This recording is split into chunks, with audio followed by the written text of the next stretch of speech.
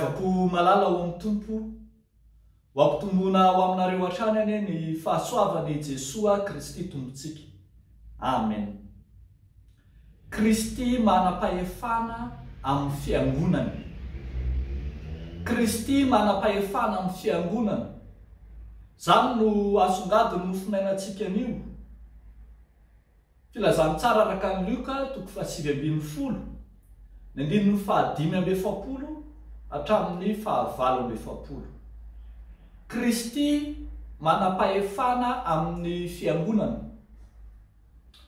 Anomboka miditra amin'ny vanim-potoana izay mampangidy hoditra ny tompo. Eto amin'ity fiakarany tany Jerosalema ity, dia ino fa nasehon'i Jesosy Kristy mazava tamin'izany fa Andriamanitra izy, ary izy no tompon'ny tempoly sy manam-pahefana eo amin'ny tempoly. Dia indro ny tanterahany tamin'ny kery sy tamin'ny fahefana ny fanadiovana ny tontolon'ny fiangonana, hanaisotra ireo rehetra izay tsy araka ny sitrapony ao anatin'ny fiangonana. Raha tsy ahivitsika mantsy dia tonga zary lasa zohy fieren'ny jiolahy sy trano fivarotana ny trano fiaonana amin'Andriamanitra na ny tempolin'Andriamanitra. To nofoanan'ny fitadiavana tombotsoa manokana ho an'ny tena, ilay toerana masina izay misy ny fahamasinan'Andriamanitra, misy ny fanatrehan'Andriamanitra. Tena nisokajin'olona tokoa mantsy nanararoatra, nanao fitadiavam-bola tao amin'ny tempoly, ary dia toa zary lasa ny endrika fandrarahana ara-barotra no nanjaka atao amin'ny tempoly. Marina tokoa fa toa ho famahana netaetan'ireo avy lavitra izay tsy maintsy hanao anatitra fanatitra izany, hanamora satria sarotra ho an'izy ireny ny vimbina fanatitra avy amin'ny toerana lavitra izay ny hevian'izy ireny tsy raray avy. Marina amin'ny ankilan'izany, saingy rehefa jerena kosa ny fomba fampiarana izany dia toa misy fanararotana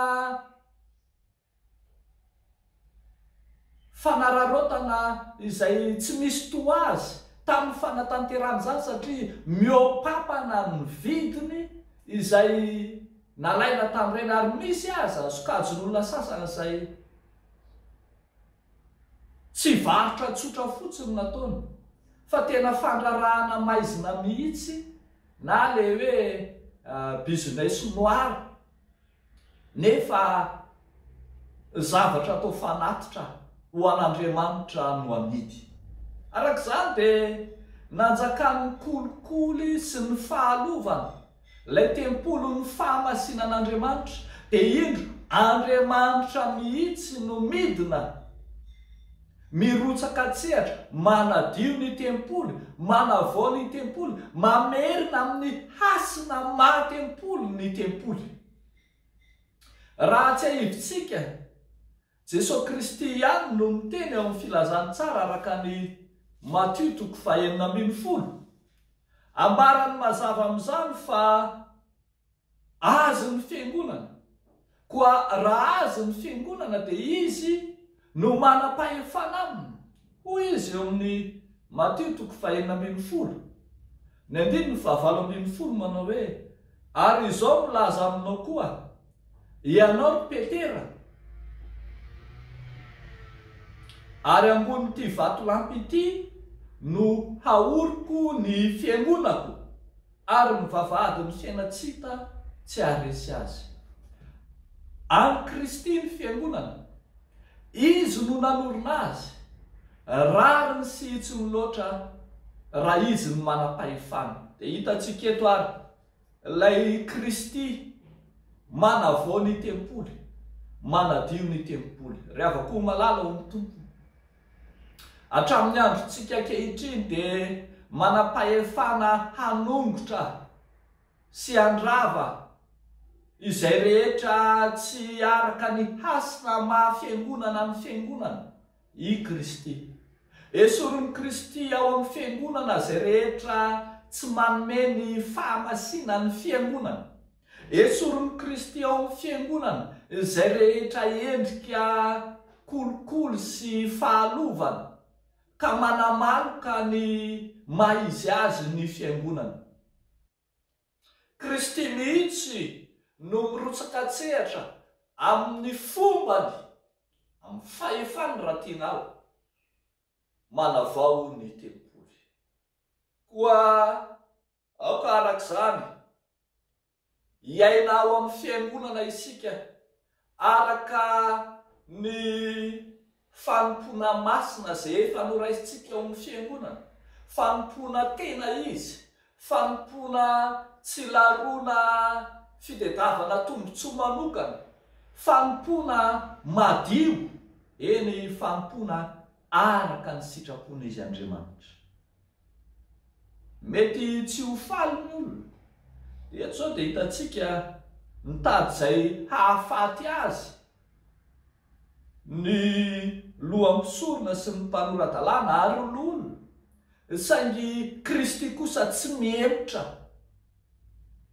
amin'izay fitandrovana ny hasin'ny fiangonana izay. Rehavako malala ao amin'ny tompo, manam-pahefana amintsika ny fiangonana, fa manam-pahefana amintsika koa Kristy, fa tsy sanatria isika no anam-pahefana ao amin'ny fiangonana, tsy sanatria isika no anapatra ny fahefantsika amin'ny fiangonana, na sanatria amin'ny Kristy azy, fa ao amin'ny fiangonana dia tsy maintsy manaiky isika fa Kristy irery ihany no lohan'ny fiangonana, tompony fahefana, ary araka n'izay efa nanorenany ny fiangonana. Eo n'Andriamanitra irery ihany ny voninahitra. Amen. Ivavaka isika ry havana. Misaotranao izay ry Jesosy Kristy lohan'ny fiangonana, izay efa nanorina ny fiangonana hatramin'ny voalohany ary sary-piaro amin'ny fiangonanao, ka mampiatra ny sitraponao sy ny fahefanao araka ny fombanao Andriamanitra. Tsaronay ny fanadiovana ny tempoly nataonao fahizay, izay endrika anehoanao ny fanadiovanao ny tempolinao koa mandraka ankehitriny. Misaotranao izay Tompo Andriamanitra ay, no ny fitiavanao sy ny famondramponao, ka hitehirizanao anay mandrakariva amin'ny fahadiovanao sy amin'ny fahamasinanao. Ifonanay aminao izay rehetra ataon'ny fiangonana, maneho ny fandotona ny anaranao masina sy ny toerana masina, fa ny amin'ny avy kosa vonona izay Tompo hitandrina sy hikendry hatrany ny fahamasinanao Andriamanitra. Amin'ity an'ity dia mivavaka manokana izahay ho an'ireo mpiasa am-piangonana rehetra sy ny mpiasa amin'ny fiangonana izay mikarakara sy mikirakira ny fiangonana masina, ireo izay manao ny rara fandaminana rehetra ao anatin'ny fiangonana, mba hanao ny asan'izy ireny amin'ny fahamalinana sy amin'ny fahamaontinana, ary indrindra amin'ny fanaovana ny sitraponao Andriamanitra. Tompo Andriamanitra io, ataonay sy angatahnay amin'ny anaran'i Jesosy izany mivavaka izany. Misaotra Tompo. Amen.